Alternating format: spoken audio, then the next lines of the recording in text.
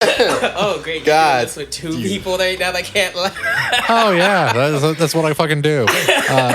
You So fucking as you can tell right now, the boys back in town. Yeah. That's all I'm gonna do because I don't want to get a copyright struck. Yeah, the boys are back this week. All three of us are here in the same room once again. It has been a while, children. I have no idea what you're talking about. I've been here the whole time. You were the one that thought I exploded, but I was always here. No, you totally exploded. This is like weird Christian black magic that brought him back. I just never existed in the first place. Yeah, it's like a kind of a phasing in and out of existence type of situation. Very much. That makes a lot of sense in all honesty. And now, But you realize on the eve of us coming back. oh wait, we can't say anything yet because this is the Shenanigoons podcast. Now we can actually dive into some interesting things outside of the fact that we are recording this on Halloween. Oh yes, spooky. And we do have some news. So on the eve of us coming back, turns out MTV canceled Ridiculousness after 46 seasons. 46 seasons. I don't even really think it was 46. I could be wrong. Well, no, it was probably like 46 seasons, but they were like back to back to back to back to back to back to back to back. Well, I mean, if you think about it though, Rob Dyrdek basically, MTV was Rob TV. Oh, for the longest time, like you know. The last 15 years because I don't think I ever saw anything other than Rob. Oh, Yeah, no, for a while, Yeah, for at a while, least. it literally was Ridiculousness, and then maybe Wildin' Out, maybe Catfish, and like the new one. Are there still new seasons for a while now? I have not. No, seen they anything. are. Yeah.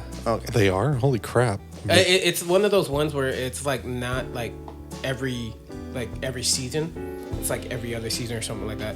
Because the majority of them are actual comedians that have, actual on the road tours and whatnot. That's true. That does make a lot of sense. But yeah, it's like with Ridiculousness, I think when they say seasons, it was literally as the season changed, it was a new season of the show. Yeah, I think that's what it is. And so they probably got like a solid 4 seasons out of it and no time flat. And then on top of that, it's a really low effort show as far as like upkeep and production cost. Well, funny So it's thing, kind of like it's easy to make money off of something like that. funny thing, for years it was his own production company doing it. Like he legitimately like basically strong-armed MTV and just again Rob TV. That is still indeed miss. true. But okay, we can wait before we go any further. Oh no.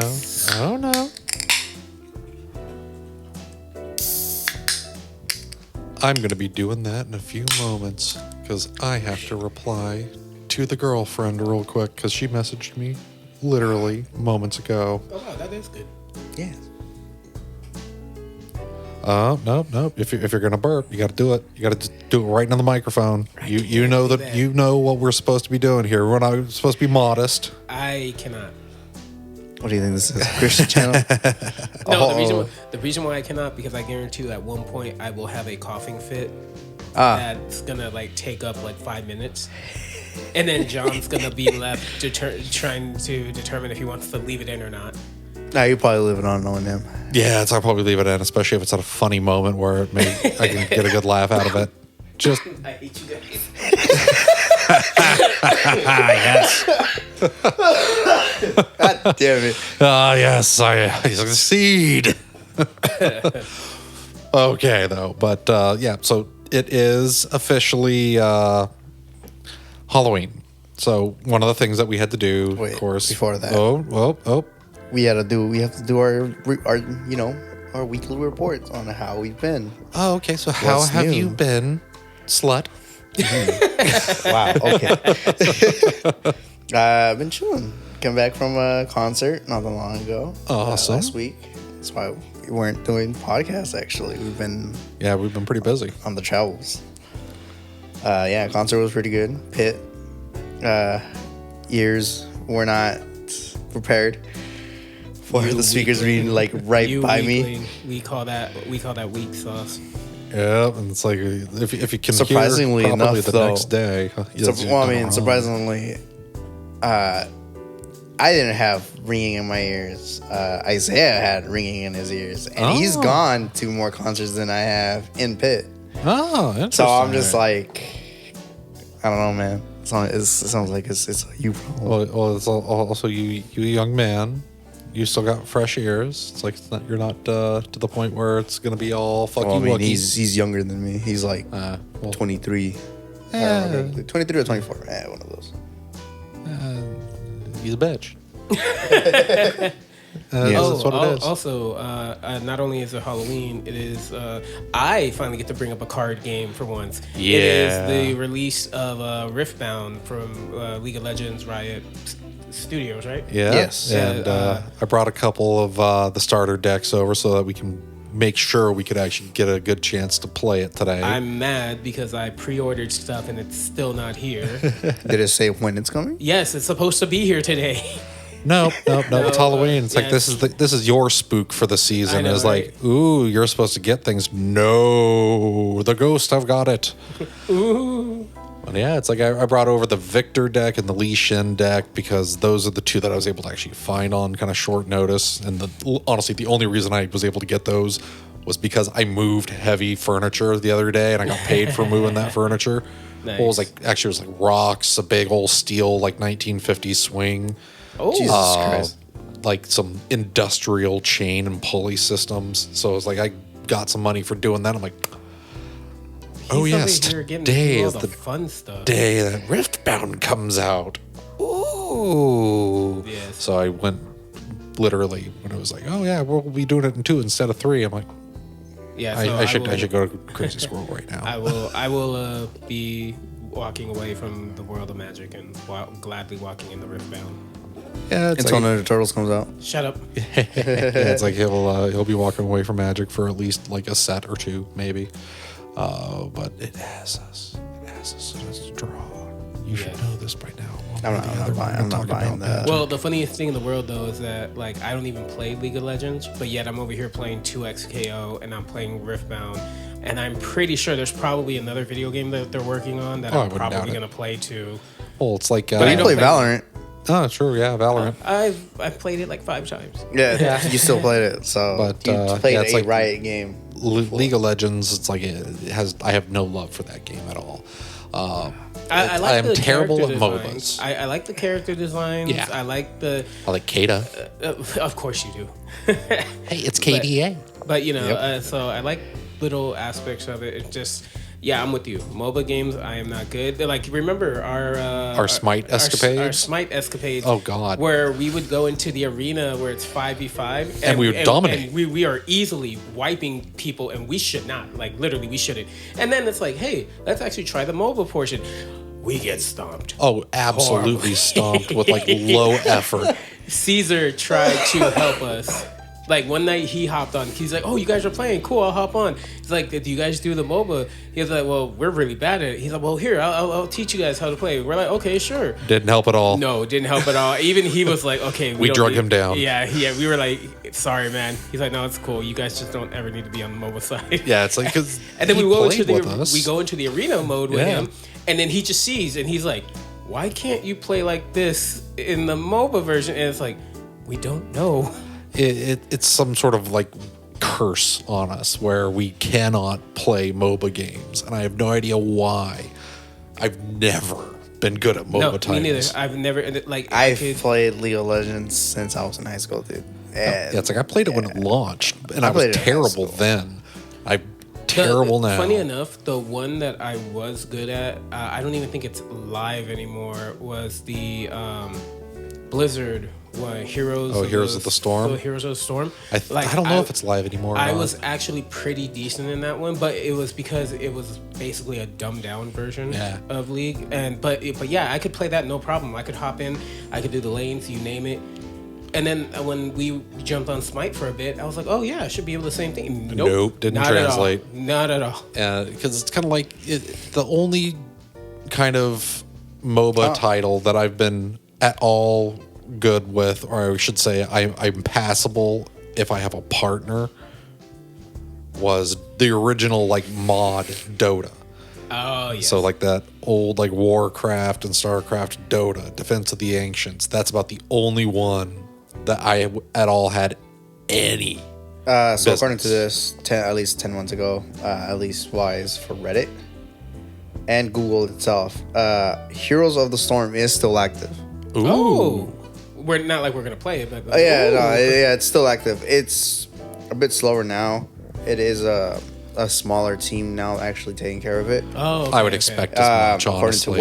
According to what I'm seeing as well is Blizzard isn't really like doing much in plans of like new content to be in-game purchases I and stuff figured like that. they wouldn't. I figured Well, by now on top of that, it's like since they've been bought by Microsoft and they're also a subsidiary of Activision, they are now going to be sent to the Call of Duty mines. Oh wait, that's right. Xbox Game Pass gives you perks on the game though. Yeah, no, that's right. And I believe Valorant's on Xbox Game Pass now. Oh, that's the good stuff. Yes, sir. I believe Sorry, I'm late. Valorant's on there, and you get as long as you have Game Pass, you have access to all the heroes. It's Valorant, League of Legends, and then the mobile League of Legends game. I forgot what it was called, but It's on the just phone. But it's yeah, just like League of phone. Legends. Yeah, it's a Rift. Wild Rift. Wild there Rift, we there you go. go. I just needed to hear that Rift. one. Yeah. But So- I should have thought about that because I mean we just fucking played Riftbound. Yeah. If Which I will say real quick, Riftbound, surprisingly easy to pick up. Oh no, absolutely. Like very. I think like I know gamers of all types hate this term, but this game feels like it's genuinely for casual players. Yeah, well, in at a the sense. very least, it's something that everybody can learn with a relative ease because it doesn't get overly complicated. Like you can, but it would be really difficult to do this. You can't really have a stacks player. Yeah. In Riftbound, it's like it's almost not possible. But also you how, can, but it's going to be real hard. Also, I love the fact that Josie's not able to do his 30-minute moves now. Just don't ever let me play the Mech folks again, bro. Yeah, it's like just give them time. Give them time. Oh no! I will make sure that when I played you, the way that you made me play like aggressively against you. Oh yeah. That's how I'm going to do to him every time to make sure we never get a 30-minute wait from him. Oh yeah, it's and listeners, I am not kidding. You think I'm joking? No, our man here, Josie, when he plays Magic the Gathering, he will do a move that takes 30 minutes. You can literally put your cards down, go to the bathroom, go get yourself a snack, check the news, check your Facebook, check your Twitter, and then he's still only halfway done. Yep. And the way some of the decks play is it's kind of that Simic, way. brother. Simic. Yeah, it's like literally because like when you have moves like that, it's just kind of like, oh, okay, this is this, and it's not even part of the fucking win con. And so it's just it's there to just kind of be like, no, you can't play the game. Which is kind of funny in all honesty. It's like it can be pretty damn fucking funny. I learned from the best, the professor. Hey, As you should. Another video game side note. They just dropped the trailer for Chun-Li for City of the Wolves. Doesn't matter. It's like the only girl that matters, and that is Mai. Well, that's who she's going against in I know, the trailer. I'm looking at her right here, but it's like the only one that matters is Mai. And everybody should know that. Mai Shiranui is the best. Well, I mean, obviously. Every time. 10 out of 10. Oh, no, Mai that's Shiranui. cool to see. Okay, we are so, like, distracted flash. Let me scroll past this. See, Okay. It looks cool. Cool gameplay, but it's a good game. That's We wouldn't be kind of the calling problem. this podcast the Shenanigans or Shenanigans if we had like an actual train of fucking thought. It's like I said I was gonna probably try we to have a fix script that, for this? but no, I'm never gonna fucking fix that. It's like organic craziness is kind of fun. I think that's years from now when one person finally sits down and will listen to these episodes, they're gonna be like, wow, these guys were stupid. Had like, no idea. I have no idea how they weren't high or we. No, we're not. on Monster Energy Ultra Black. Yes. By the way, that was the drink that we opened today. I feel like we should always like Actually, kind of announce what we're drinking. Yeah, because it's never good. I would be very surprised if it's ever going to be alcohol, but it'll always be at least some variant of an energy drink. Maybe we'll do maybe like liquid special, cocaine one day. We'll do like one special episode where it is alcohol, and it's just we just won't watch it. say it. Yeah, we'll just watch it devolve into chaos.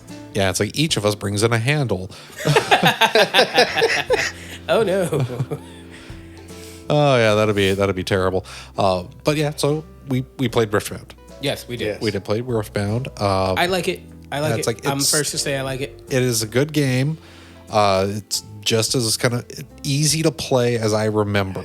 It takes a little bit on the front end to kind of like, okay, I just needed something. I need to find a deck that's my playstyle. Oh yeah, That's it. it's like for your play style, since there's no technical like life gain, you probably end up wanting to play Jinx or Volibear. Volibear is kind of stompy, and I would call it technically go wide.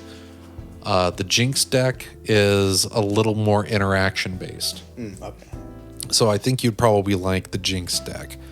I wanted to get the Jinx deck, but they didn't have the Jinx deck. I just want to buy the arcane box, dude. No, you can't have it. No. Not allowing it. No. Not gonna allow it to happen.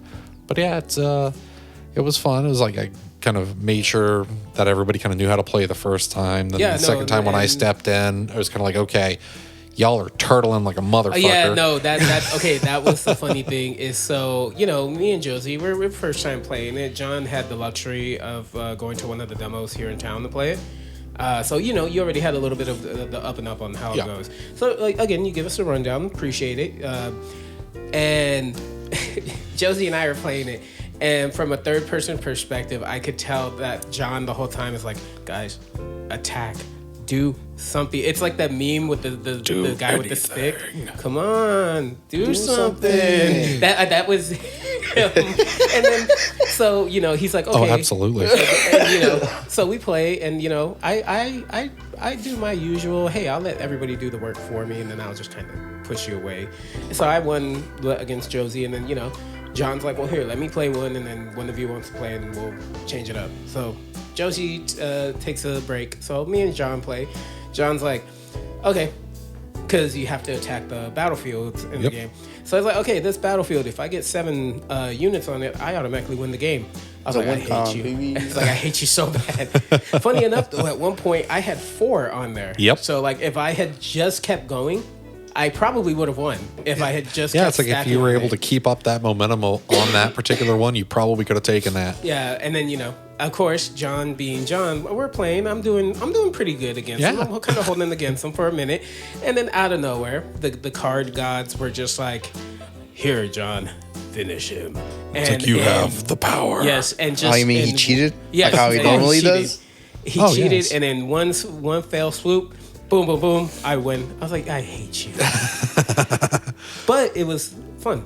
It's like even when you lose in that game, it's like because the first time I played it, I lost pretty miserably because I was playing against the Jinx deck actually. Oh, And the Jinx deck, like I said, it's heavy on interaction.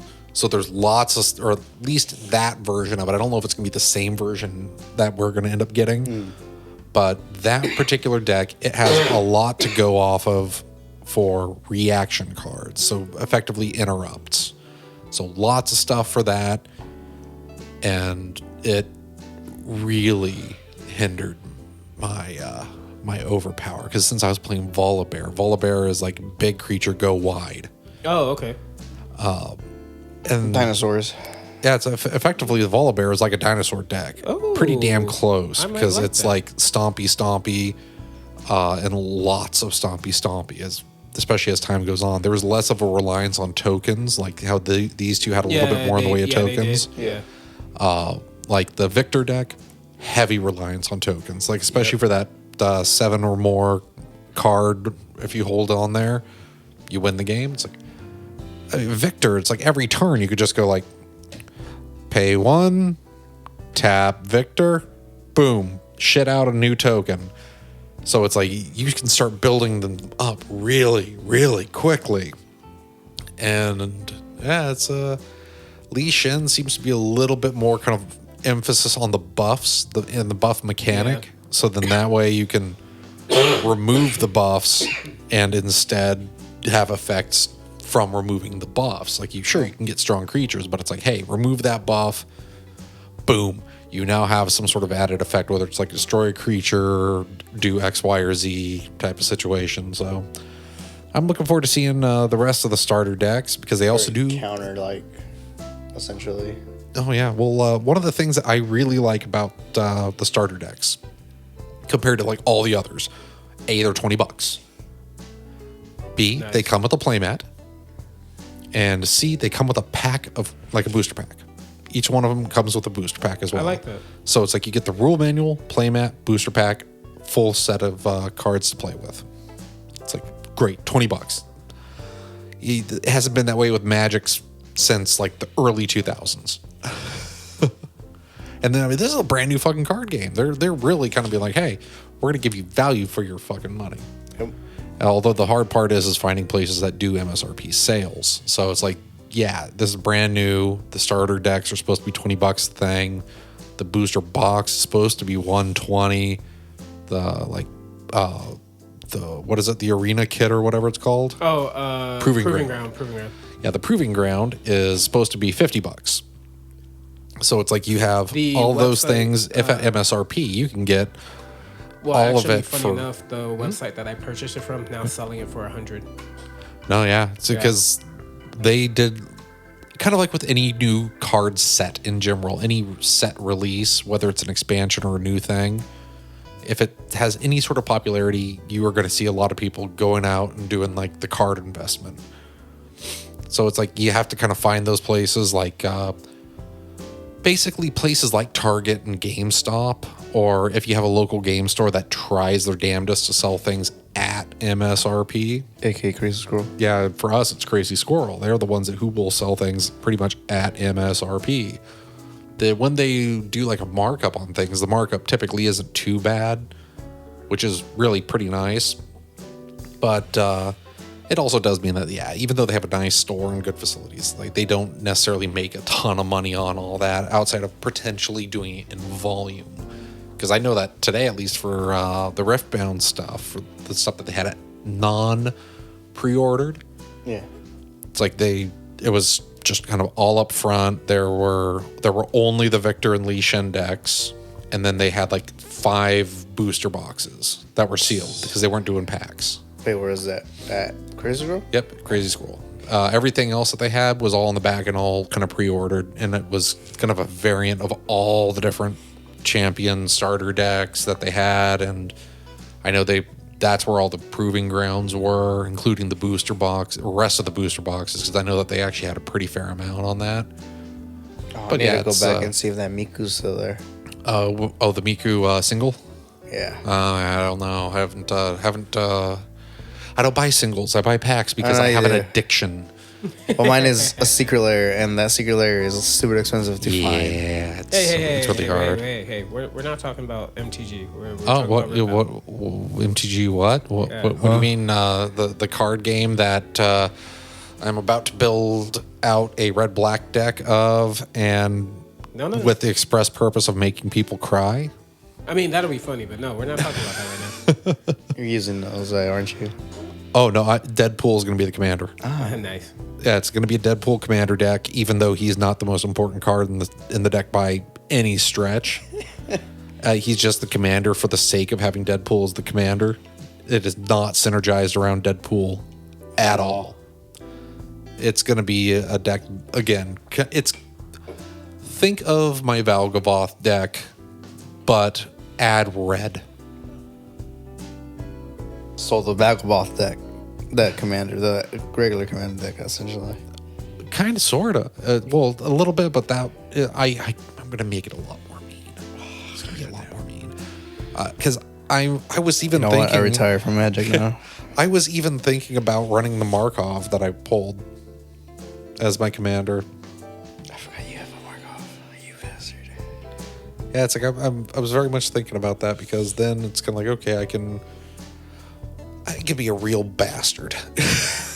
Because that's like I never have to play him. I could just get some of my vampires. And so you had a really funny reaction right now to some news that you saw. Oh no, it was fake. Okay, never mind. Well, that's what he gets for scrolling down Facebook and occasionally having like little thirst traps that pop up every so often. Infrequent this time. They're still there. But infrequent. But yeah, it's been good for card games lately. It's like, even though the Spider-Man set was honestly pretty unremarkable, and I didn't like a lot of the stuff that was revealed for TMNT, that actually got me slightly more excited for Avatar. Because there are a couple cards in Avatar's set that I am actually kind of looking forward to. There were only a few initially, and I'm like, okay, there's some that I could see myself really kind of running with. But the only card from the TMNT set at all so far that interests me in the slightest is Super Shredder. I still want to see regular Shredder if they're going to put a regular Shredder, but Super Shredder is like the only card that I care about. I'm more surprised he didn't say Mikey. Oh, Mikey's good. Mikey on the, I think it was like, it was one of the, it's Mikey, but he's like just the mono green. Yeah. Because if you have him as a commander, you get no commander text. True. Because if he dies, he literally just goes, whoop, back to your hand.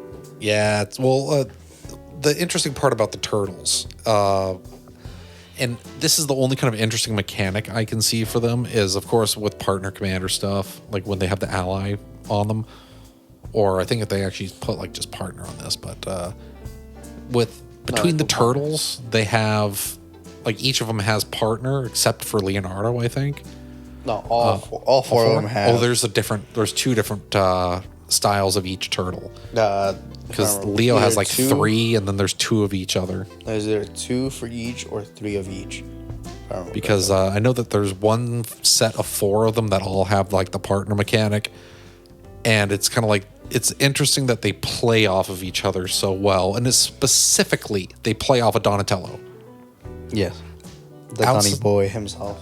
Yep, and I like it because as we're talking about this, we have sent Jose into a like comatose, catatonic state where he's staring at the light in his I just room. zoned out for a bit. Yeah, he just like I genuinely zoned out. Wow.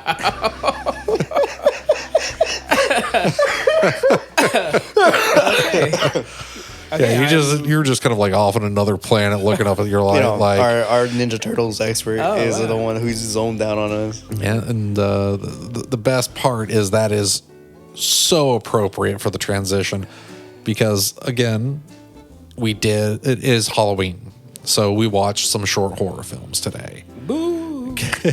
And one of them that we watched, because like I contributed to, they were all again short films. I contributed to, Jose contributed to, Josie contributed 1, but it was last minute for him. I work at a car shop, man. I don't have time to be on my phone. oh, don't you? Don't you? Can't you be like, and then oh yes. That's not how that works, man. Yeah, I have to be on it's exactly how it works. No. Yeah, it's like heavy equipment and being distracted by a phone go hand in hand. Okay, maybe that was like my old job when I was a forklift driver, but not anymore.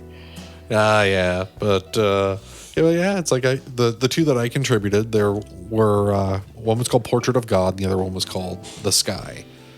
Jose has one that I had forced upon him years and years and years and years ago. That I don't think has an actual name, but we just called the Japanese Hospital Horror. Yeah. And if you want to see it, look it up on YouTube. Yeah, it's like, I think Japanese. It's about like 7-ish minutes or something like that. Yeah, around that. I would say linked with links in the description. I will not fucking remember to do that. He won't. All right. Yeah, it's like if you text me I will, tomorrow, I to, will probably be able to remember. I have to remind him constantly to put fucking hashtags. So trust me. Yeah, it's like because that's just shit that I'll text a chat tomorrow, man. It's just off in oblivion. I don't fucking remember that shit ever. But yeah, so we had the Japanese Hospital Horror and the Man in the Suit. Man in the Suit. So that was kind of the Godzilla based one, which was nice. Yeah. Kind of the first part of a whole like what is it called? Lost Media ARG type of series. Analog series. Yeah. Oh, analog horror. There we go. Horror. And then from Josie over here, we got The Other Side of the Box. That one's also another wonderful kind of horror classic. That one's like a throwback. That really is. Yeah, it's like in the day. It's so good. Surprisingly, still holds up. Oh yeah, it's like Well, let's go in kind of reverse order then in that case. Because, yeah, with like the other side of the box, that one is simple setup, good, like, I would say like a good payoff. And even though it's like with the end, it's like it could have ended sooner, honestly. But once you're kind of like, oh no, da da da da. It continues on with a little bit of walking around. It's like, okay, cool. I'm glad that they actually just kind of stuck around in this quote unquote world. The general synopsis of it. Let's see. How should we spoil things? I would say yes, because half of these have been out for God knows how Yeah, they've been many out for a few years at least. So, Matt Pat has talked about the Man in the Suit. yeah. So, okay, so true. honestly, I feel like we could go ahead and where if anything, us talking about it and how bad of a job we do might actually get people to be like, you know what, let me go watch this. Wow, these guys were idiots. Nothing what they said. It's like, Or it's like, oh my God, this is amazing. why do they keep talking about corn? Oh, okay, Children of the Corn. Ooh, spooky. So, other side of the box. What effectively happens is you get the setup. This couple, they're like having like a date night at home. Kind of flirting with each other, cooking their food, having a good time. Dick jokes here and there. Yeah, like some like kind of They emphasize- softball dick jokes. We're like, so you got a small dick. It's like, well, it's a little bit bigger than that, don't you think? Kiss, kiss, kiss. Oh, fine. Remember to watch the sauce. Exactly. At this time, it has to be taken out. It's like, pay attention to the sauce. Where's the lamb sauce? And so one of their like old friends, who I'm pretty damn sure like had a thing for the current girlfriend, because like you don't get that full establishment, but it's kind of implied, comes over and it's like, hey, where is she? Is she here? No? Okay, cool. Here's this box and a card. It's like, open the card after you've opened the box. Da da da da. Can you open it while I'm here? It's a gift. Da da da. Opens the box, sees it's like an abyss. Looks inside. The other dude's like, peace. Runs away, and they're like, the fuck? You just left like an abyss box here? So, guy's kind of freaked out by the box because it doesn't display any light as he's shining this flashlight over it. And like, what the fuck? Drops a pencil in there. Pencil goes into oblivion. It is never heard from again until a minute later. Because they're kind of just not watching the box. And then the girl starts to read the little letter in the card. Oh, you're supposed to watch the box. Pencil rolls by the guy. Then his little head's popping out, just kind of staring at him. Looks all fucking wet. Just like got out of the pool or just climbing out of a fucking toilet. Just He reminds me of the greased up deaf guy from Family Guy. he kind of does. And it's great because he just like sits there and just staring. Just like bridge of his nose and eyes are above it with like hair just wet, flat on its head, just staring. Staring and staring. It's beautiful. It's a cinematic masterpiece. Oh, yeah. But actually, it is. No, I'm not being Cinema. facetious. It is very good. Cinema. And so then he's kind of like, okay, this is fucking freaky. What happens if we don't look at it? So they don't look at it for a second, turn back, and now you got like little fingers holding up, so he kind of looks like Killjoy. Yeah. Or Kilroy. That was it. Kilroy, not Killjoy. And then he's like, okay, fuck it. I'm going to go find, what was his name? Sean. Sam? Sean. I'm so fucking bad with names. Jacksepticeye. There you go. Yeah, there we go. So he's going after Jacksepticeye. Leaves his house. Goes driving. Keeps calling him, leaving little voicemails, and because it's like on a house phone, even though somehow I guess house phones you can like send them straight to voicemail. I didn't know you could do that in that age, but you probably could. I don't know. You couldn't. No, you couldn't. But yeah, it's like I was phone dumb, even though I kind of grew up with phone tech. But whatever, bygones. So he finally gets through to him because he's leaving this message of like, what did you give to us? Like, what's going on? He's like, wait, us? Because he didn't want to have her or the girl involved, like, at all. He wanted this specifically for Ben, the main character. And so he's like, yeah, I got the girlfriend watching it. And he's like, no, you fucking idiot. I gave it to you. You have to keep your eyes on it. He kind of has that realization like, oh, I fucked up. Turns around, goes back, starts going back, and then he's like, wait, no, don't go back now. It's like, it's too late. So don't go back. And he gets back, and obviously shit's gone awry. All the lights are pulled out of the wall effectively. The only one that's still kind of like active is the Christmas tree. And then the drawstring light from overhead downstairs in the basement, which that is a really nice downstairs basement, like apartment. Yeah, no, it really was. Yeah, it was. It's like you got like a full like living room, bedroom, a full bathroom suite down there. Most apartments don't have that shit. But yeah, it's like he goes down after kind of looking around, not finding anything, kind of hearing some noises, and then having the man in the box or the little thing in the box or one of the things in the box kind of like call back in his girlfriend's voice and goes down and, well, doesn't make it all the way back up the stairs after he gets scared. Yeah, because there's other wet people now at the because top of the he stairs wasn't watching the fucking box. He wasn't doing his damn job. I know, right? That abyss just was able to let out every dead soul that it wanted to. Yep. That'd be funny. All those undead wet people. That would be funny if an extended scene to that is like, and you know, he thinks he's gonna be killed or whatever, and they're like, "Do you have a towel?" Yeah, no kidding. It's like, do you got any towels? It's like, we're really wet. Really wet, cold. It's like that box isn't like a portal into another world. It's just like the water room and the back rooms. And we've been there a long time, and I'm all pruny. Could you help me out, please? Please. Yeah, it's like I can see something like that. That ending is my favorite part of the entire thing, where it's like he's like looking back and forth. Yeah, you have to cut it to side. It's like, okay. Who am I looking at? And then you hear, because again, downstairs hear the basement, steps. You hear the steps, those steps creaking and stuff like that, which means that they're getting closer. Yep. And then the last second, flick, light goes off. Yeah, right when he's kind of sitting there just watching the guy that's just about to pull the light switch, but he can't move because he's being watched.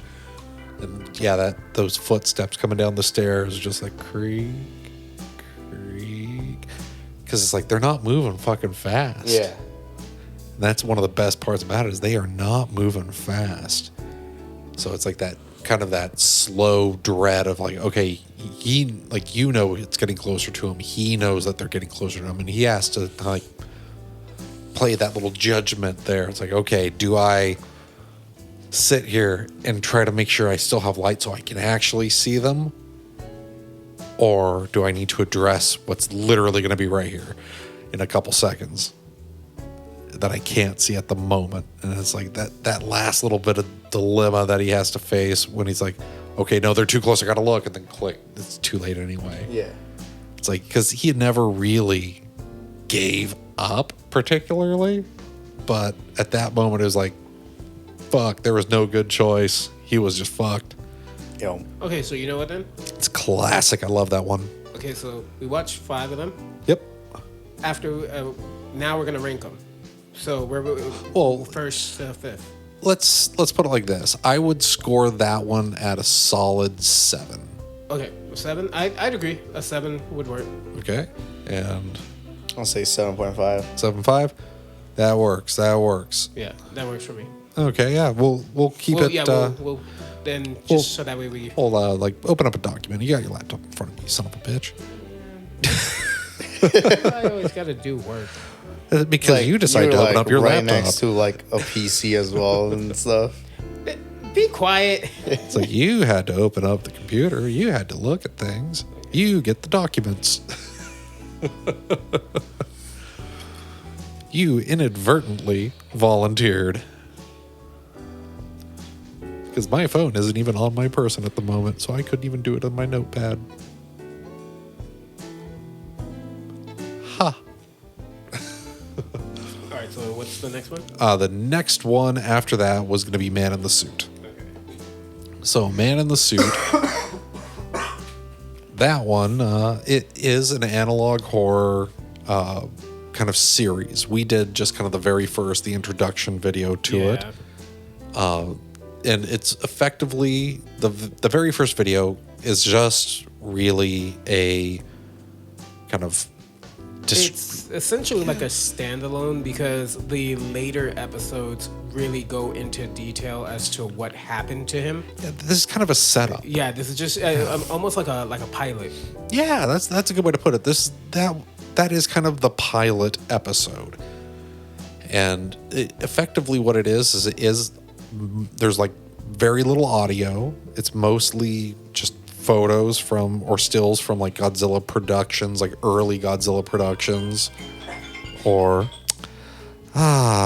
it is back to normal. Back to our daily programs. Yeah, back to our daily programming where Jose's phone interrupts the broadcast. Don't look at me like that. Just keep going. I'm looking at you with love. It's just right back to the basics. I love it. I know, right? Love it. But so yeah, it's very text heavy, or very text heavy.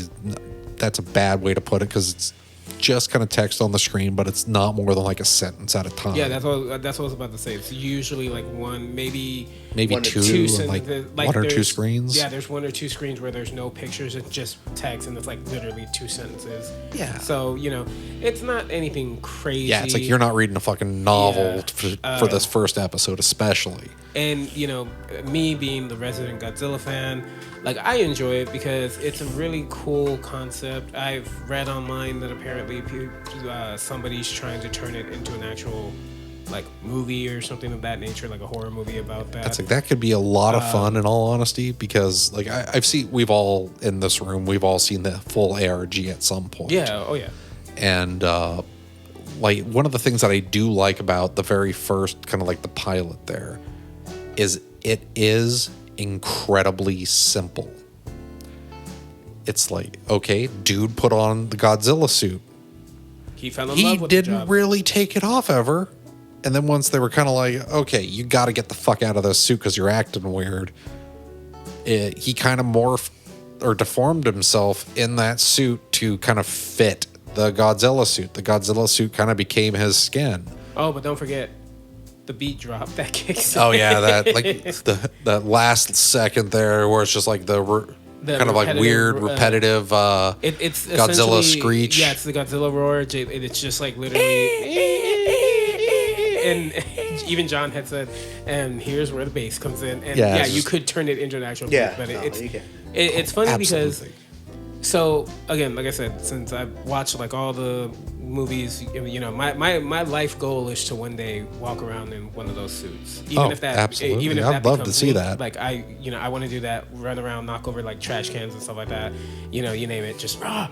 But it's so funny watching that because again, I know a lot of behind the scenes stuff.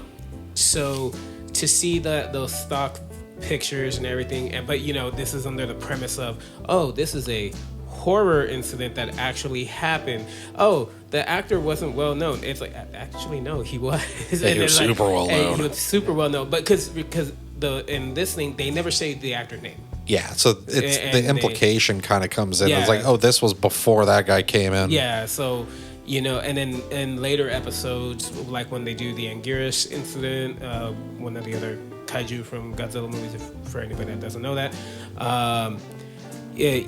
Same format where they talk about like, oh, and it seemingly happens the same way every time, where the person just for whatever reason loves being in the suit. And I'm sitting there and I'm like, yeah, that would be me. That would be me 100%. I would become one with the suit. So it's effectively not a horror short for you. It's more of like a life goal. Yes. Okay. Yeah. I like that. just one day, you just show up. The suit itself. You just show up one day, and I'm just in the suit. Yeah, it's not a furry, scaly. There we go. Since there's really not much else to talk about it, what would you rate it? Honestly, I would probably, from a horror standpoint, I'd probably give episode 1 like a 4.5. But as a whole series, I give it like a 9, or not 9, 8.5. Yeah, I give it an 8. I'm just encompassing the whole thing. Thinking about the whole picture, like an 8.5, something like that. That'd be great for it. There. I also agree. Considering the fact that I actually binge watched that whole thing in one night. Oh yeah. No. That's the good thing. Really about good series, actually. They're short episodes. You literally can watch it in one sitting. The drawback is there is reading to do. Yeah. It would be nice, but the more I think about it, I sometimes think that analog horror, that the Man in the Suit, I kind of do think that it needs to be something that you're reading, because a lot of times when you hear a voice, sometimes it doesn't sound scary anymore because the voice might be really calm, collected, or something that you find funny. But like when you're reading it and really you're hearing it, voice. and when you're reading it in your head, it kind of messes with you a little bit. That's why I can't do like videos of people when they're talking about like creepypastas and stuff. Like, I mean, yeah, cool. Just give me the name, I'll read it. Yeah. Once they actually read it and stuff, I'm just like, I can't.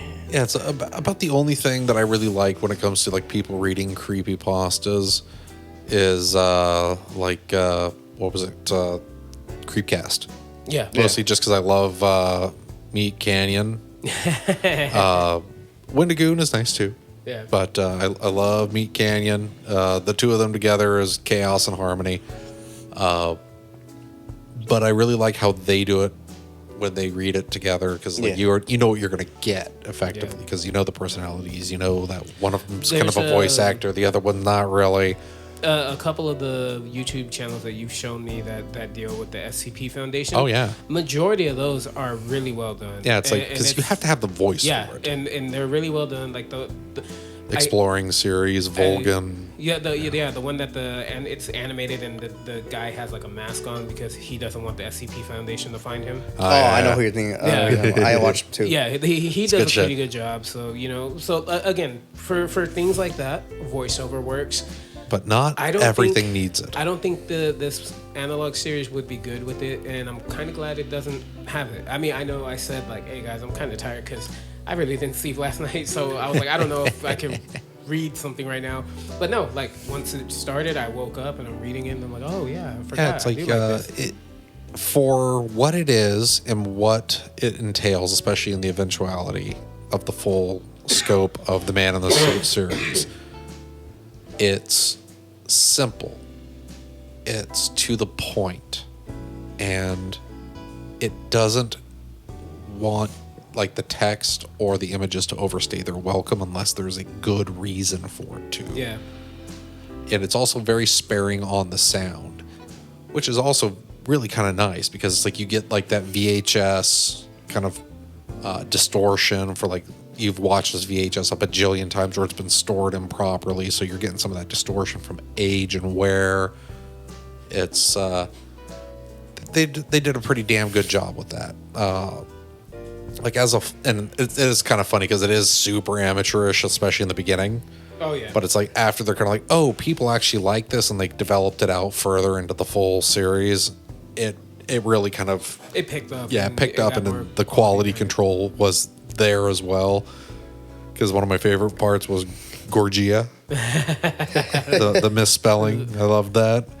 But that was the only one thing, that whole video, where you could just be kind of like, I see what you did there. But okay, so we watched that one. Next one, the Japanese hospital. Yes, the classic that I thrust upon everybody at least once in their lives, and this time Jose got to. You showed me it like a week after knowing you. Yeah, I was gonna here, watch this. Yeah, watch this. I was like, okay, sure. What is it? I hate this, man. That's how our relationship has been ever since. It's like he got to thrust it upon Josie now. Yeah. Beautiful thing. So now it's going to be your turn to thrust it upon somebody else. Yes. you have to now. You have to show Isaiah. It's a rite of passage. It's like to officially be an adult, you must you must watch it. You must watch it or have it shown to you by someone else who has watched it. It is a rite of passage. So real quick for this one, it's kind of done. The way that it's filmed, it's kind of quasi documentary in the sense because mockumentary, like a mockumentary, because in the beginning there's text on the screen and it says that many viewers that have watched this have either died or went insane as a result, and then it just starts playing the footage. Like, oh, okay, and it's essentially like a news reporter. Yeah, it's like a Japanese news reporter just talking looking about just like it's straight out off a Japanese television program too. No, exactly. And so she's talking about how like, oh, this hospital that's been closed for years. People say that if you come here and you take pictures, that there will be things in the picture that aren't there. So forth and so forth. And then they meet with a guy that went with his friends and they take pictures. And it's funny because at first when you look at the picture, you see the three guys and then you see a girl all in white. And it's like, the news lady's like, who's that? And like, oh, no, that's my friend's girlfriend. She was just dressed in all white to kind of, make it scary. But he's like, no, but I'm not talking about her. Look to the right of her. That's not supposed to be there. And you see this really kind of faint image of something, and then like hazy thing. And then the thing is, the more pictures he shows, you see it more and more.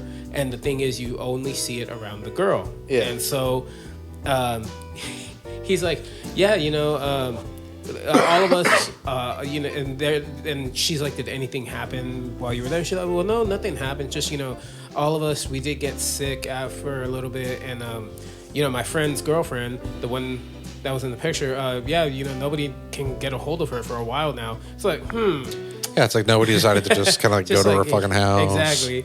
And so, what? Huh? Oh. My nose. Oh. Nope. Coward. The nose knows. Coward.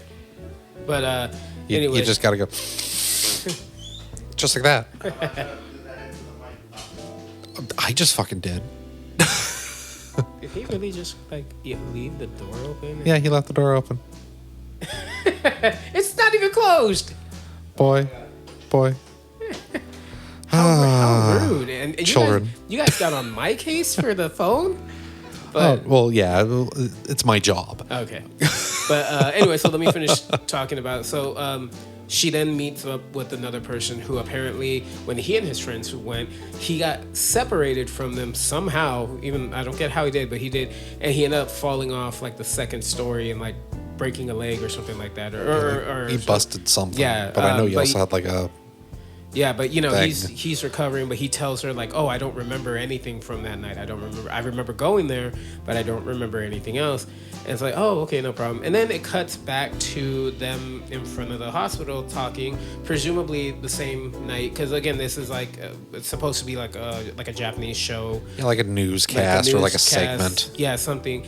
And the girl's talking this and the other, and then out of nowhere, she just like freezes because. I guess her production was kind of like, yeah, we're going in. Yeah.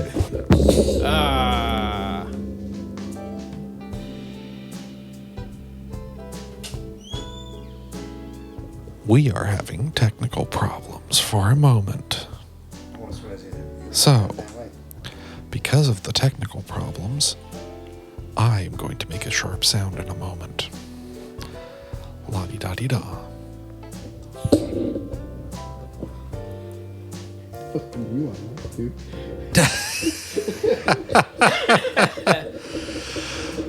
Oh, that's fun. At least I know in a couple seconds here what I'm going to do is I'm going to give it a little break and then a good snap. I feel like you should just leave all this in.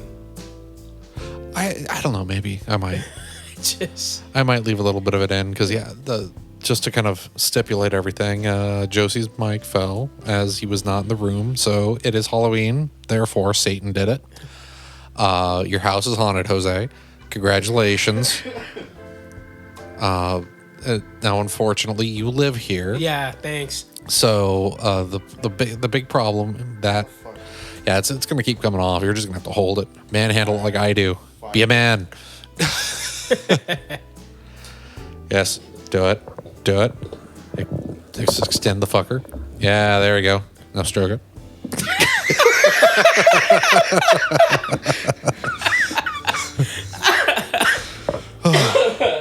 Okay. That's I think I'm going to leave it all in at this point. Yeah. That's what she said. Wait, strap-ons. Okay, so she was in front of the hospital, and she kind of had that shocked look on her face because it sounds like probably production was like, "Oh yeah, by the way, you're going to be going in there now to take some photos of your own for the podcast or video or whatever." I don't know what they call those news segments in Japanese outside of segments or blips or blurbs or. I have no clue. I have no idea. But anyways, so they go in, they walk downstairs, which just is already a bad idea. She gets her little camera, starts taking pictures randomly. Then out of nowhere, the camera guy's like, "Hey, look, there's a camera on the floor." So she goes, she picks it up, and she's like, "Well, this looks like the guy that we spoke to earlier." So I guess the injured guy. Yeah, so I guess he must have dropped it. And so they're looking through the pictures, and even to this day, I'm always expecting something stupid to be in there, like somebody like mooning the camera. Yeah, it's like every time I see it, it's like I expect something stupid. But it's again, they see that little haze and whatnot, and then out of nowhere, as the camera guy is looking at the camera, she just screams like crazy. And it cuts away. There's some text saying that she basically broke out into a fit of insanity, which actually she didn't. She was pretty calm, pretty fast. And they pan back, and then they show in slow motion what she saw. As the camera turns, there's a mirror, and when they freeze on the mirror, there's a ghost of essentially a surgeon standing there, just kind of looking at them. So, as people do, they continue to walk further. They go it's like, which is really surprising because they're not white. I know, right? And so they go in, and they kind of hear they kind of hear like this little, almost like a coin dropping, so to speak, or something.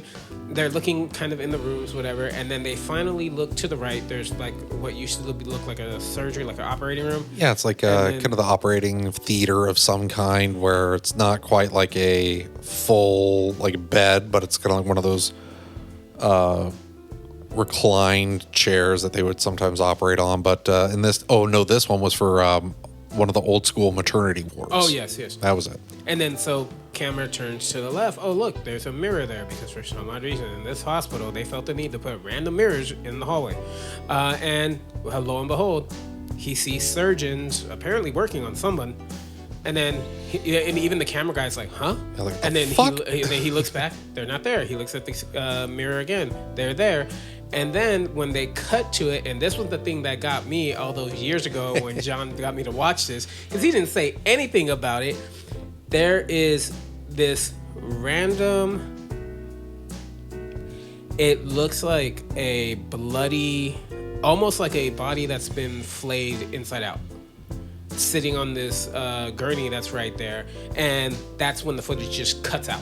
And then when it freezes on it, then it just kind of like the image like burns onto the screen. Yeah, it's kind of like what is it? Kind of oversaturates, and then it's just that's done. it. That's it. And nothing else. Yeah, no closure. No closure. Nothing. I like it because it's just genuinely unnerving. The whole it's short. watch. It's to the point, and it fucks with you pretty well. It's like, I like it. It makes me happy.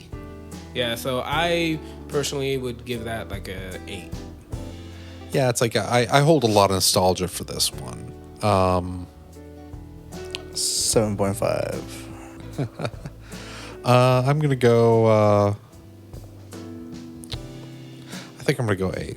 Okay. And then next one, did you want to do The Sky or Portrait of God? We'll keep it in reverse order. So The Sky. Okay, The Sky.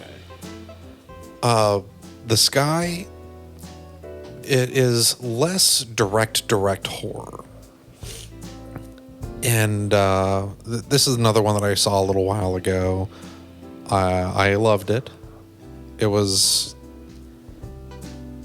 has a little bit more kind of relationship, like meaning going on with it, and a little bit about like making peace with the dead, or making peace with your life, and effectively, and then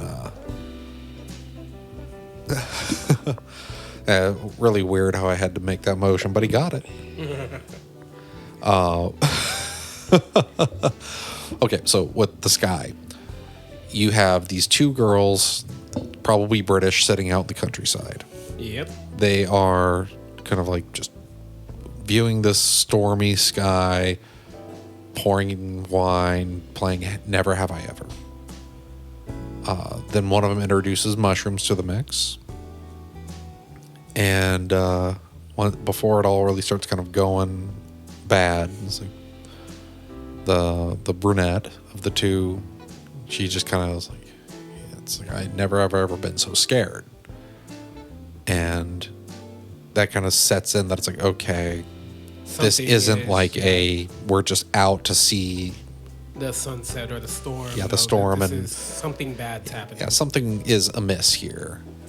And then, of course, the drugs start to take effect, and then it's like, oh shit, my mom is actually out looking for me. She's going to this other place that's kind of a far away.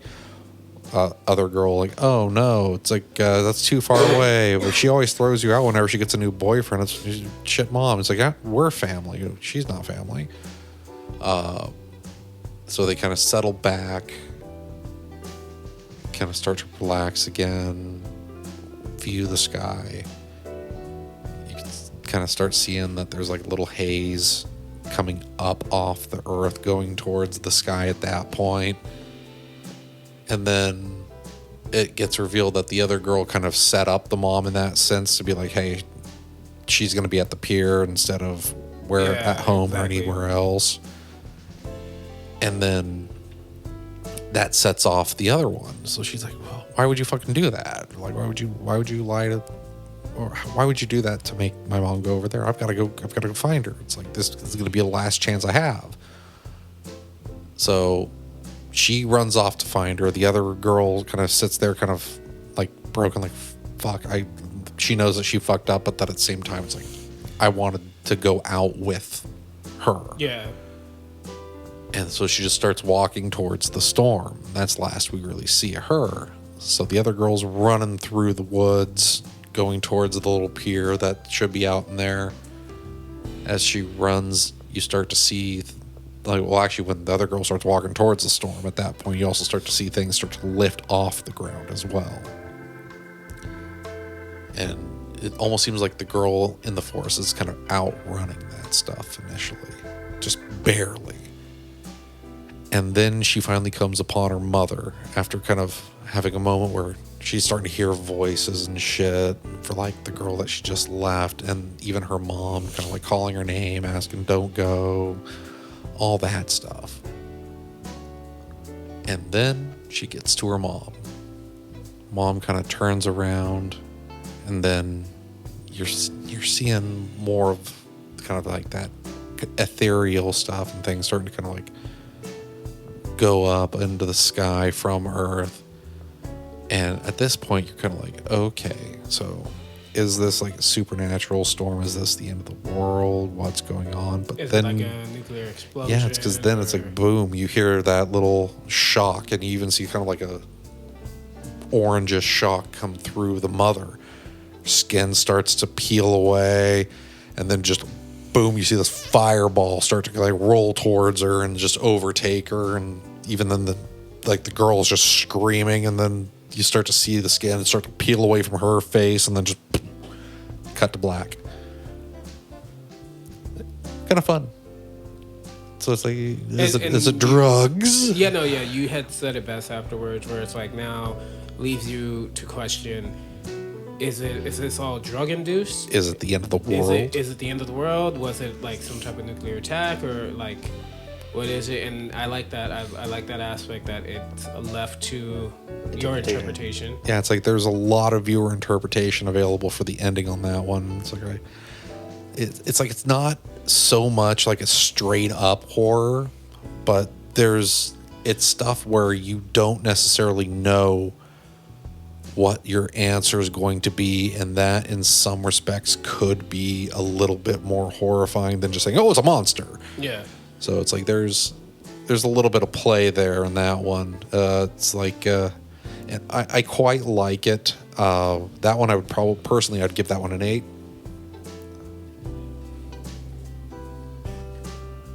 Me, I'm probably going to. I would probably give that maybe like a 7. Okay, valid. I wish it was just a little bit longer.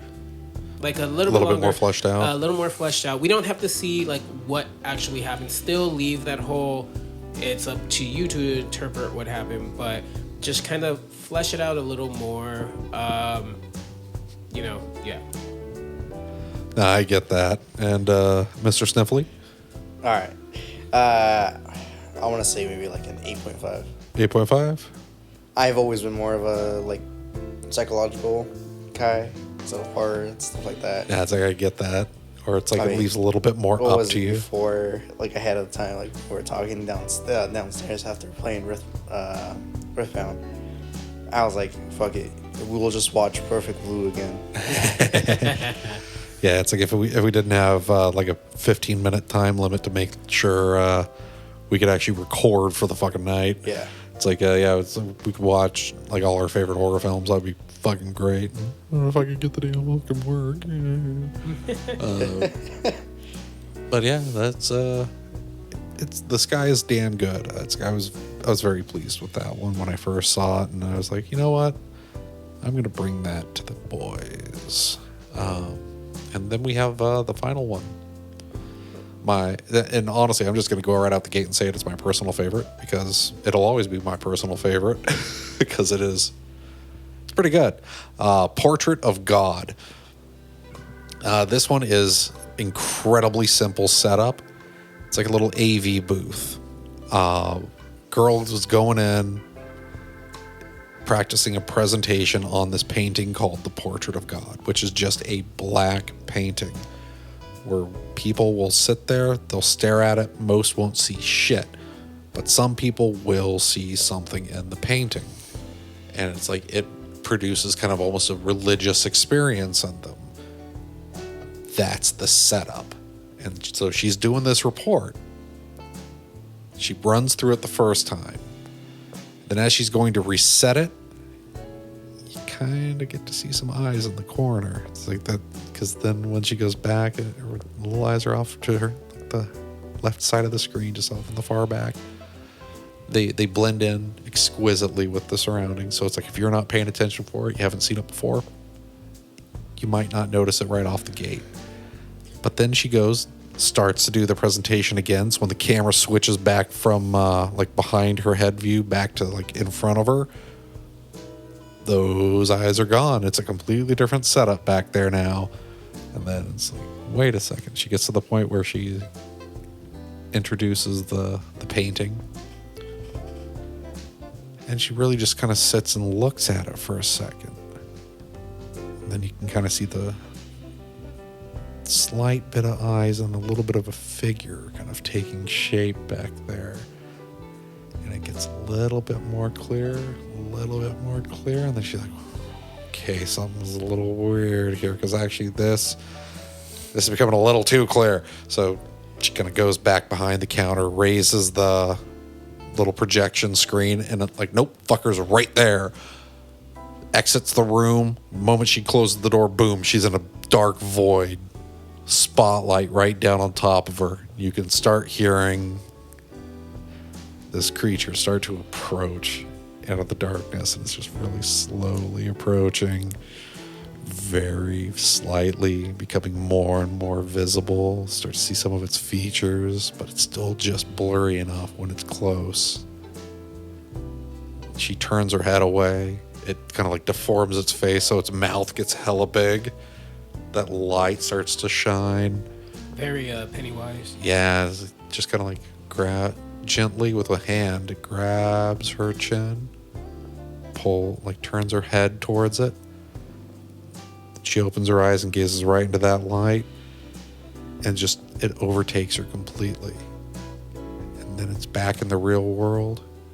Her eyes are wide open, bright red, bloodshot, tears streaming down her face, but with a kind of almost a happy smile on her face, and her hand just dripping blood because she gripped her crucifix too hard. And then it ends. It's like, I fucking love it ends that with one. Her actually breaking into a full Yeah, smile. it's just like that last frame, just kind of from almost like a reverence to like a joy. It's like, I fucking love that. Fucking love that one. It's like that's one where I'm giving like a 9.5. It is damn near perfect to me. I love it. It's short, it's sweet, to the fucking point. Doesn't pull any punches. I love it. I give it a 1. Now, honestly, I'll give it a 9. Yeah, it was good. Because like how you said, and when she's first giving the presentation and the camera shows her, on the left side, at first when I noticed the eyes, because on her right side there's a panel. Yeah. And there's lights on it. And so at first when I saw them, I was like, oh, that's a panel. I'm like, wait, no, it's not. That's not a panel. Wait a minute. Yeah, because I was like, those lights, quote unquote, they're lined up together where all the other lights are, dispersed around like an actual panel of some type. Oh yeah. And then saw that, so I was like, okay. And then the reveal of it, the fact that she even plays this. Like the interviews. The interview where for the people that said that they did see something, and even in her speech, she says that even if they're making it up, how are they all essentially describing the same thing? And the interesting part about it is the thing that they are describing, and then what she sees. Even though when you hear them describe it, they're describing it with reverence. Yeah. They are very happy about this thing. But right when you see it, it's like, oh shit, no, they are describing it accurately. It is just horrifying. But I guess that it's the divine creature, because it inspires nothing but joy. Even if it might be at the expense of looking like you might have taken way too much coke. Yeah. So what do you score it, Josie? I want to say 9. 9. Okay. It does remind me, at least like the build for it. Right, it's one of the it reminds me of one of the SFPs. Oh yeah. The one that you cannot look at any photos of it. Oh. Or it will track you down and kill you. Okay, what was it called? It was called shoot. Damn, what was that one called? Because I would never remember the SCP designation, but Shy Guy. There we go. Yeah, Shy Guy. He kind of has that similar look to it, especially like when you consider like SCP Containment Breach, the game. It's like he does have a very similar look in that regard. But that is a damn good spooky little short film. And when I first found that, I was like, oh yeah, I'm eventually going to be like shoving this one down everybody's throats. One way or the other, it's going to happen. The funny thing is, when I was looking for my short film, that one came up. The first one to come up was Portrait of God. It is so good. I'm pretty sure John already put this in the chat. Yeah, I'm not putting that one in the chat. Yeah, that one is so good. It's like I highly recommend that one. And I'm hoping that whoever did it does more, because I would love to see what they could do with like a full on budget. Yeah, that would be nice. Really like to see that. But yeah, so those are the horror movies or short films that we watched for this Halloween. Who knows? We might do a Halloween 2 Electric Boogaloo. I'll figure out when that'll be, but I think we might end up doing something like that because that'll be fun for me.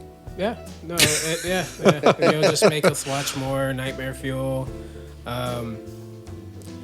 So Yes. One of the things that I had told you prior to us recording, since it's Halloween, the spooky season. Spooky. Boo. Boobs. So, what has there ever been any type of creepy incident that's ever happened to you? Whether it was something that was able to be explained or not, has there ever been something that you could essentially be like, oh, dude, I saw a ghost or something, or something unexplained? The devil tugged my Johnson. I think everybody has kind of like at least some sort of, if not supernatural, it's like some sort of spooky thing that has happened. One too many, dog. I have two in particular that I could tell you guys. It's like I got one that I could say was kind of like, okay, yeah, this was a little, that freaked me out at least at the time, and there was no fucking explanation for it, because like my door had been closed at the moment, so I had both cats at the time, and they couldn't have been in the room. Because they weren't. They were pestering my father. But it's like I had gone to sleep late at night, and at the time I was sleeping on a futon. And when I went to bed, it was fine. Everything was great. I just went straight to sleep, was passed the fuck out. And this is the only reason why it kind of freaked me out. Because it was in fucking broad daylight. Because I wake up, and the reason I wake up was I felt this kind of like, and then like a push into the bed, like as if somebody put some like solid weight into the bed, and I'm kind of like, what the fuck is going on? I roll over, I take a look, and it's just like this black kind of figure, just all black, just on the bed. I just sit there, stare at it, kind of like half awake. And it's like, huh? It's like, yes, you can see me. And then that's what kind of like, it said that. And I was like, wait, what? So I just kind of popped up, like, what the fuck's going on? And then just started to dissipate, and I'm like, It's like, no. Nah, bro. And that's actually one of the reasons why I bought my first camcorder. Because I was like, I am putting the camcorder app, and it is going to be recording me for sleep for at least a few days. I am not gonna. I want to fucking catch this if I do have something here, because then I want to do something about it. That is not only my only real spooktacular story that I should say, but it is also my only story or the origin of getting any sort of camera equipment. Yeah, nice. Yep, good times. What about you? Okay, so I have more, but the ones that I memorize, I can remember like to a T are when I was a kid. It was back in the day. If you guys didn't know, I come from Mexico.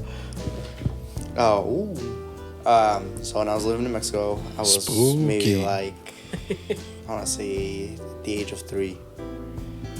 I essentially had a whole conversation with a ghost. I was in the bathroom, and there's essentially a lady, burnt face, like half her face was burnt, and I was having a full conversation with her. I don't remember the full conversation. But my mom walked in, and she was like, who are you talking to? And I was like, oh, it's this lady, she has burnt skin. I was telling her you have this cream that would help out with the burnt thing. And my mom just kind of like, what the fuck? My little baby. Yeah, I don't know why I just made that Italian, but my little baby. He talking to ghost. And so she's just like, what the fuck? All right. And then the other one, it's more so told by my mom, but it involved me. So we moved to a different house in Mexico, but that one is like essentially it's the house, and then you go downstairs. Like there's essentially like a car storage unit. Okay. Yeah. Downstairs. I was never allowed to go down there because I'm on bad vibes and shit.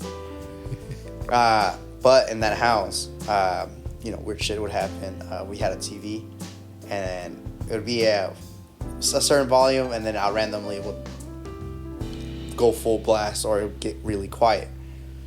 One time, my mom was yelling at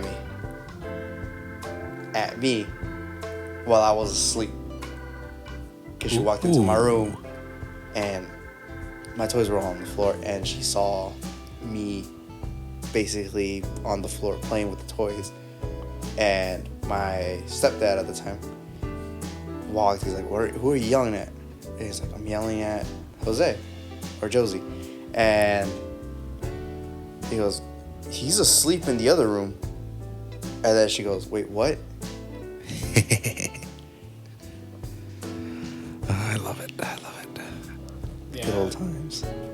Now, So, what's your Scooby-Doo story? So for me, so according to my mother, when I was really little,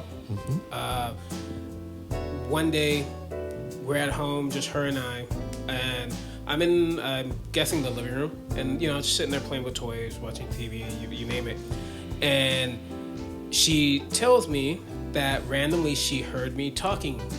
And little kids, they talk when they play with their toys, no big deal. But the thing that kind of threw her off was that I'm talking in a manner where I'm having a conversation with someone. And so then she walks over and she's like, who are you talking to? And I start apparently describing this old man and like really describing who he is, what he looks like. And she's like, oh. And so apparently my dad gets home. So she talks to him, she tells him, and then my dad's like, that's my grandfather. Like, I described my grandfather that I never met because he died before I was born to a T. And so it's like, oh, okay. And so, that, but the really trippy thing, and this is going to make, I'm pretty sure I probably at least told you, I might have told you, I can't remember, but the audience gets to hear this one. So my grandmother, bless her soul, first off, my grandmother, she was amazing. Like everybody's grandmothers are amazing, but she was the one that, she would tell us spooky stories. She was the one that told us about La Llorona. Yeah, she was the one that told us, because me and my cousins, when we would go walking to like the 7-Eleven that was near the house, there was like a ditch that, it was always empty, it was drained, they only like used it every so often. But I remember one time we were talking how we were walking there, and she's like, oh, well, you guys should never go around that, especially when there's water there. And it's like, why? It's because and then she the whole story of the La Llorona. Thank you. And so we're like, oh, okay. But that's not the trippy one. The trippy one is this story that she told me when I was younger. And my grandmother had absolutely no reason to make this up. She told me that when she was little and she was in school, there was a student who he was extremely bad, like always getting in trouble, always picking on the other kids, you name it. And she said that, and I kid you not, she said one time she's walking home, and like when you walk out, like here in town, like there's all those alleys. Yeah. And like she sees him walking down an alley to his home. Now, and I kid you not, she swore to this every time she ever told me this story, and it never changed. She told me that as she was walking by the alley, she stopped because she literally saw the devil come up from hell and drag the boy to hell. I'll tell you why she told you that. Why? So you'd stop being a little shit. No, but the thing though is, she told me that story, and like I said, she told me when I was really little. I don't even know why she told me that story, but she told me it. Because you were about to break something. I guarantee it. No, you were about this close from breaking something. She's like, no, if you break that, you're going to be a bad boy and you're going right to fucking hell. Satan will come up and collect your ass. My mom had told me 2 stories similar to that had happened to my uncle and aunt. That they saw? Mm-hmm. Yeah. Yeah. So for my aunt, she got into an argument with my grandma. And she was like, I don't want to be your daughter anymore. Like, basically, like a whole argument, essentially. And she walks away. Goes, like, she's walking down the hallway. And it's like, I think it's like in the middle of the night. And basically a man in a black suit.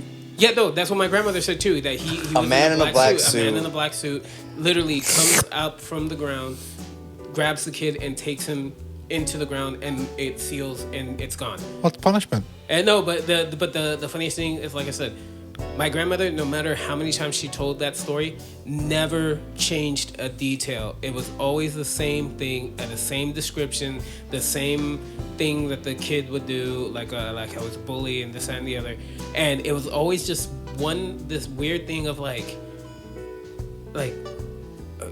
you know, because I would remember, like, me and my cousins, we'd be like, we don't know if she's being serious or not. And it's like, but why would she tell us a random story like that? I'll tell you why. Mexican grandmas, this is privileged knowledge. We get it as white people because it doesn't directly affect us. All Mexican grandmas, they have a network. It's better than the CIA. You're not wrong. They communicate with each other. They keep their stories straight. They scare the younglings so that they can keep them in line. Where do you think the chancla came from? It was the weapon developed in companionship with Mexican grandmas and with DARPA. It is pre-internet war. You're over here, like, basically saying that there's a whole conspiracy from beyond years before any of us. I'm gonna laugh if one day it turns out to be true. Yeah, it's like the Mexican grandmas, they taught the CIA how to be like good spies, how to keep their information network there, and then the CIA and the American government, they're like, oh, we really like this. We're gonna like start creating stuff. It's like, so that's how DARPA came about. We got the internet from that. And that's, again, how warfare got far more advanced, but it also kept Mexican children in check. Specifically Mexican children. I mean, not wrong, dude. Like, I'm just saying, some of the stories my grandmother and my grandfather would tell, like, when I was little, it really was like, you know how, like, we watch, like, these horror shorts? Oh, yeah. It basically was that. It was always, there would always be something, some type of, like, a kid getting punished, or... I mean, I have another story I just remembered. Something to do with the spirits, like, you don't, like, when I was little, I was always told, like, whenever you go to a graveyard, do not walk on their grave. Well, it's like, do not walk on the grave. Don't whistle at night in the forest. Don't say like Wendigo or anything like that when you're out in the forest. Like a lot of different segments of the population, different cultures, even just different regional things will have those little stories where it's kind of like, don't do this because this will happen. But almost all of them have some basis in reality. But a lot of the new ones, especially that like our grandparents would tell us, which mine didn't. I didn't have those type of grandparents, unfortunately. I had to discover it all on my own. It's like this, like the stuff our grandparents told us, or would have told us, do have a little bit more credence, because a lot of them you can't necessarily point to being like, this. I heard that your parent told you that your parent's parent told you that. You don't necessarily have that, where a lot of the older folklore-ish things like La Llorona, that one has an established precedence throughout cultural history, especially on the spooky side of things. Yep. But like the whole, Satan. No, you don't really have any strict folklore that's kind of like, we're going to drag that person to hell for this. Outside of the CIA and the Grandma Network. But yeah, there's a lot of interesting things you can get from like tales from your elders. Oh yeah. But yeah, I have another story. Fun Actually, oral tradition. Yeah, let's hear it. Let's hear this other story. I used to live in Selma, right? We're sorry. Yes. This is back when I barely moved to America. Yeah. We lived in front of a cemetery because someone has essentially the area that I lived at. There was a church. So there was a church, and there was a cemetery, park, cemetery. I don't know if it was because of that. I don't know what the reason was. But during one night, my parents, so my mom and my current stepdad, and the cousin that I'm staying with, and my aunt, the one that saw the man in the black suit, they were playing Loteria.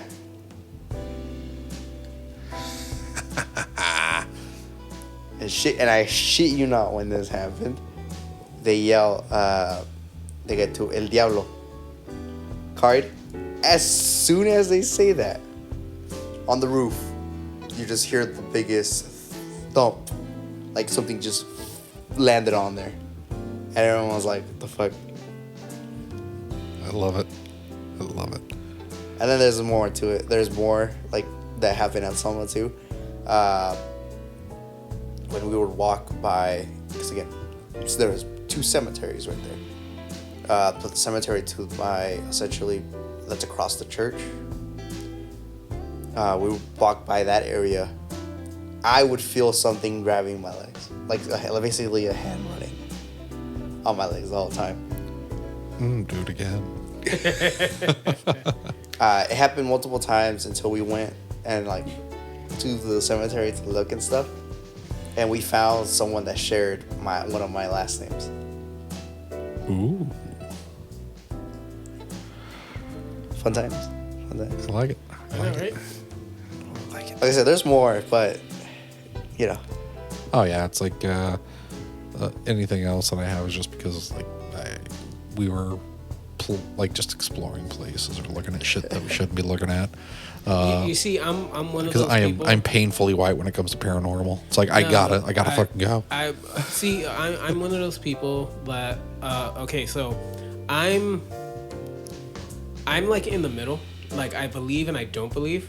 I believe because there's just so much unexplainable things that happen. Yeah, it's like it'd be kind of cool to like And fucking see it and have proof of some kind. You know, but then I don't believe because every goddamn time there's a ghost hunter show. Oh yeah. They have all the state of the art equipment, but yet they can never get an actual factual picture or audio recording. It's something that's so horribly distorted, and it's like, wait, you supposedly have this high-tech equipment that's supposed to work and get proper footage. Or recordings, but yet suddenly, oh, it's so muffled and we have to turn it up all these decibels so you can hear, and it's just like, I hate this because I've had that happen.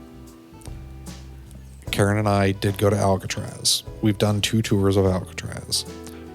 We've done... You've done 2 tours? It sounds like... Yeah, we both did 10 years like, each. I swam out both times. I am a good swimmer. Did you make a plane? No, I just went... He just ran in. He just skinny dipped. Yeah, just skinny dipped right out. It's like they were kind of like, I'm not going to chase a naked guy. It's not worth it. But the first time we were there was when it was a little bit more kind of like because she kind of had like feelings and like touch on the second one because that was the night tour as well. But the first one, she was like, look up there on like the second floor, or no, it was like the 3rd floor up in the cell block all the way to the back. And of course I have my camera on me because like I take photos of all these places. Yeah. Most times I'm trying to be out doing like street photography, but I'll take photos of the touristy shit. I like it. It's like I can produce some good photos in there. So I put my camera up. I see what she's looking at. It's like this shadow figure that's kind of up in the top corner, just kind of barely peeking out of one of the cells. And it's like in one of the cells peeking out. I take the photo. I make sure, like, I double check the photo to make sure it's like I got a good exposure because I don't want it to look like shit. Look at the photo that I took. It's right there. I show her. I'm like, yeah, look, I got it. She's like, holy crap, you did. You actually got it because we're not able to see it anymore. Get back to the hotel. I offload the fucking photos. When I offload the photos from my camera to the computer, fucker isn't there. I was so pissed. He was like, peace. Yeah, it's like, oop, caught me. No, you didn't. Fuck you. I would have been happier if it just left me like a ghostly middle finger imprint in there. I would have been so much happier because it's like, I swear, it's like I got the fucking photo, I checked the photo, I showed the photo to her, got back to the hotel, and it's like, that thing is not in the fucking photo. Jeez. That pissed me off to no avail, and I was like, okay, well, now I can actually give some sort of slack to some ghost hunter shows as long as they're not kind of like, oh, we're just producing fucking found footage. But that pissed me off so bad. That was one where I was more angry at the ghost than like surprised that the ghost was there. I was like, you motherfucker. I had proof for like 40 minutes. You shit. I don't know why, but you just reminded me of the stupid ass videos that I saw when they were playing Dead Space. Oh, he's like, no. You're supposed to be scaring me. Why are you running away? Oh, yeah. When it was running away, trying to get into like the vents. Yeah. I've seen that clip. That's a good clip. That is a damn good clip. I had that same rage. No, but you know, like you always talk about. Like, there's actually a couple spots here in Fresno where, like that one condemned hospital over by the fairgrounds. Oh yeah. How like a lot of people. Was it Wolf Sanitarium or something like that? I've been meaning to try to go there forever. Well, I just never fucking do. It's funny though, because like I'm one of those people, again, like I said, I'm like in the middle. I believe and then I don't believe, but it's like it's always one of those things where it's like, I know the obvious way. Well, go explore, go see if you feel anything. But in my head, it's always one of those like, don't do it, because you're gonna be the one that whatever's there is like, oh, I'm gonna tag along. This one. I like you. I'm gonna follow you. I'm going. Oh, what's this? Your world is now gonna be screwed up because I'm going to make sure nothing is ever good for you ever again. Yeah. Well, in my case, it's kind of like, okay, well, I'm already poor as shit, so it's fine. It's fine. Then the ghost just feels bad for you. It gets you. Yeah, it gets me like a winning lottery ticket. It's like, here, make something of yourself and then I'll fuck with you. Useless human. You finally do, and it's just like, I'm so proud. I can pass on now. Yeah, it feels like a proud parent. That's my boy. Wait, what's happening?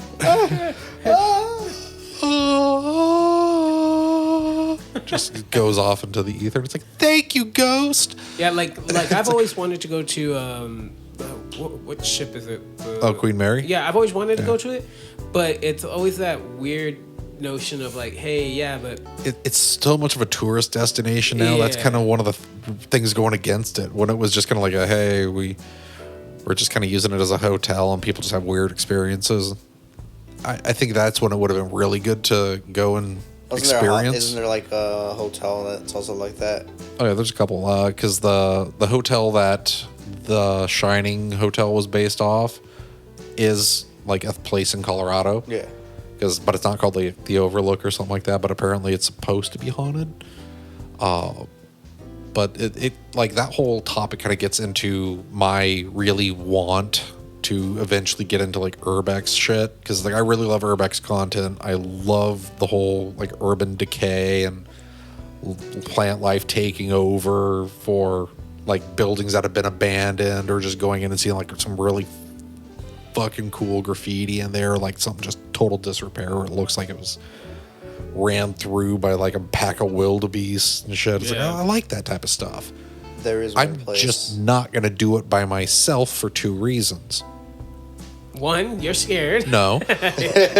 Well, I'm scared for my actual physical safety, because it's like I don't want like meth Bernie to be like, oh, look, that's a fat wallet that just walked in here, and then stab me for like my $5 and go get like a meth blowjob out back somewhere. It's like I don't want that to happen to me. So I want like somebody there to be like, nope, there's two people. I can't shank them both, or I don't want to shank them both. I could try. Yeah, it's so it's like I don't want to put myself in that situation. But then so it's like mostly just safety and numbers. But then also it's kind of like, okay, I want to go, but I also don't want to go, simply for the fact that it's like I still kind of want to leave the country for teaching at some point.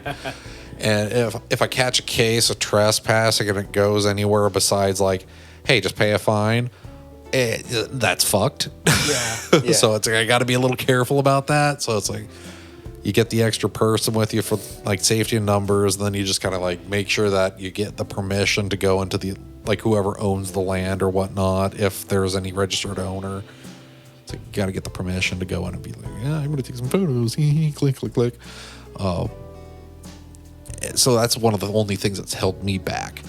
That, and I don't want to be the painfully obvious white stereotype where split up, gang. It's like, I'm not going to be Fred. All right, Fred. I'm not going to be fucking Fred. I will be Shaggy. I will not be fucking Fred. I will fuck Daphne. But I'm not fucking Fred.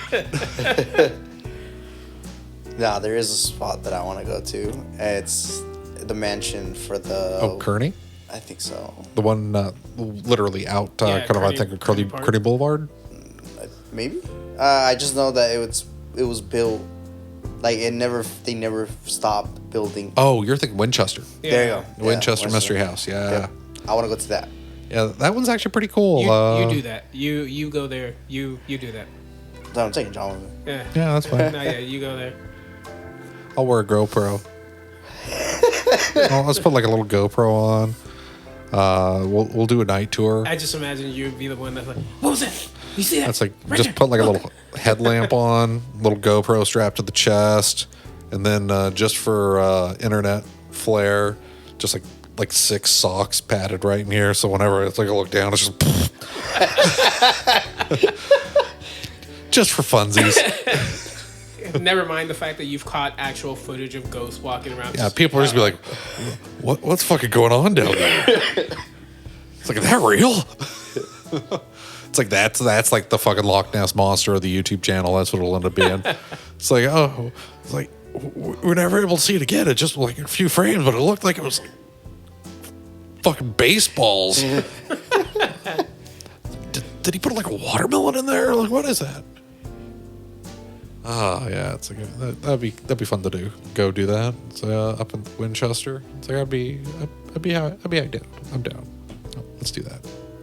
That'll be a field trip. San Jose area, right? Yeah. Yeah, I believe so.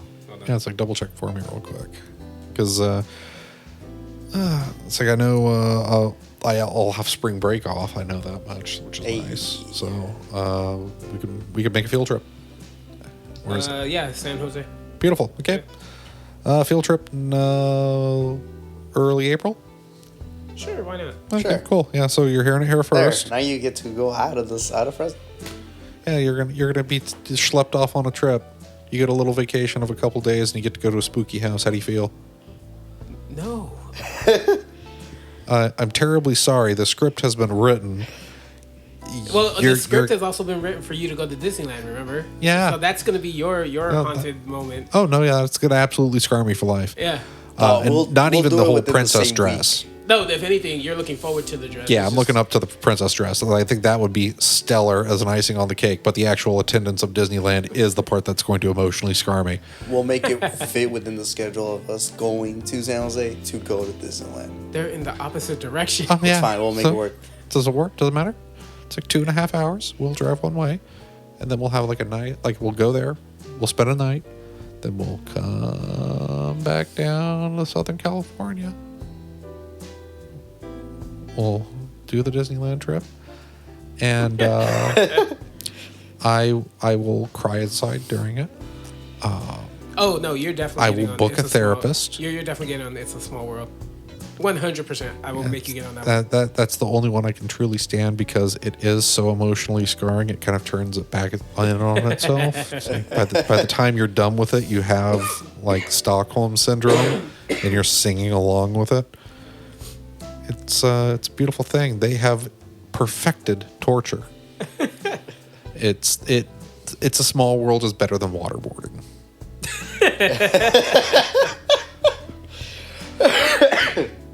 It is the perfect ride. We just drive back down. We'll hit Anaheim, do that, and then we'll make a pit stop after at Trejo's Tacos. Yes. And we'll come back this way. Or or depending on what's going on, if we have enough free time and enough free cash at that moment, we could just go from there. And if there's anything in particular that's happening just off in Vegas, we can spend like a third day out, head out to Vegas, because from LA area over to there, it's about 4.5 hours. Hit the Vegas event, then just drive back the 6th the next day. Ta-da. You know, make it like a week of it. It'll be shenanigans on the road. We'll do special episodes, so we'll record an episode at each location. We just need to rent a Winnebago. Oh yeah, there we go. But I think if we get like a real Winnebago, it's like what we'll have to do is one of us has to have like a fucking Class C driver's license, and I'll get it. I don't mind. Yeah, but you still got to get a Class C, and we have till April. We have till April. That's what I mean. I'll get a Class C by April. Okay. That is your homework now. Get a Class C driver's license by April. I just love how there's people that if they ever hear this are going to be like, they're never going to do this trip. We'll make it happen. So I was like, I'll make at least half of this shit happen. At least half. It's like, but one way or the other, it'll be like. Honestly, the Winchester, I've always wanted to go to it. Really, realistically, I've always wanted to go to it just because there's so much history about that place. Oh yeah, history, legend, all of that. Yeah. It'll be a lot of fun to go do that. And you know, just don't be surprised if you see me throwing holy water before I step into a room. just walk in with a little candle, the Virgin Mary candle. Just walk in right there. The candle keeps shaking every time I walk into a room. It's like, Jose, are you scared? No, that's the candle. Just one candle bust, bring out another. That'd be great. You're gonna have one of those. It's like I'll fill up a backpack for you just with all kinds of like Virgin Mary, Jesus candles, all that stuff. I'll just fill up a backpack with them. And I'll get you one of those long lighters so you can just pop right in. That's like that'll be my contribution to the fun of the trip. Super soaker filled with holy water. Yeah, there we go. So, but yeah, I will absolutely get a GoPro and wear that in. Should we do that? Especially if we get like a night tour or something like that. Then absolutely, I'd get a little GoPro and a little headlamp. A night tour is just walking through, just holding hands. In the area, we can go to that arcade in San Francisco. Oh yeah, true, the barcade. Oh yeah, yeah. That would be pretty good. That'd make a nice little pit stop. But yeah, I think we have our next like legit field trip kind of mapped out. Even though it's probably going to be far smaller than what we initially planned. Because going from San Jose to Anaheim in a day, even though it's easily doable, I don't want to fucking drive that long. That's a long drive. It's like I really don't want to fucking drive that long or be in a car for that long. Fuck that. But yeah, I think we could make that happen. Do like a full on the road excursion, record a little, make it a multi-day recording, so it's like a little bit of recording, like maybe even while we're driving. So it's just we won't have the headphones obviously, but maybe we could just set up some of the mics so that we can talk right into them as we drive and do a little bit of that. Get there, set up at the hotel, do a little bit of recording, go to the actual mystery house or the Winchester Mystery House if they allow it. Maybe do a little recording in the mystery house, and then report back after. Yep. Get a little video, a little audio. That'd be fun. I like that. Right, and then we'll hold on to that recording until the next Halloween. So everybody now has to wait a whole fucking year after this recording. Ha! Joke's on you, fuckers. Honestly, that would have been a perfect point to be like, joke's on you, fuckers, and this is the Shenanigoon podcast cutoff. Well, if I didn't have to do like the outro and all that, yeah. But I think it is right about that time anyway. Yeah. So that would have been a really good ending point. And I wish that I didn't have an outro to do, because that really would have been perfect. But yeah, this has been the Shenanigoons. Music will be provided by Kevin MacLeod of Incompetech.com. Woo! Yeah, woo! Good shit. Good shit. I have been John, one of your three humble hosts. I'm Jose. And I'm Chelsea. And we wish you a very spooky, very lovely Halloween night. And by the time you listen to this, it will have been several days later. That's fine. Get good. Oh, and you know what? We love you. And, well, get fucked. Yeah? Sound about right? Get fucked? Yeah, sounds about right. Okay, yeah. So just enjoy getting fucked. Bye-bye. Bye.